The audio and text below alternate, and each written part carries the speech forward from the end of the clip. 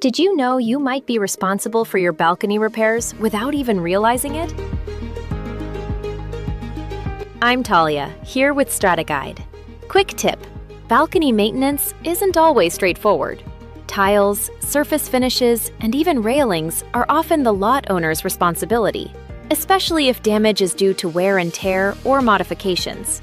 On the other hand, structural elements like the slab and waterproofing membrane are usually handled by the owner's corporation because they protect the building as a whole. Also, poor maintenance like blocked drains or heavy items can lead to water damage, which may affect who pays for repairs.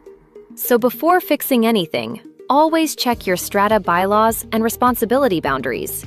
Need help understanding your Strata responsibilities? Follow StrataGuide or message us today. We're here to guide you. That's a wrap for today. Catch you in the next Let's Talk Strata episode.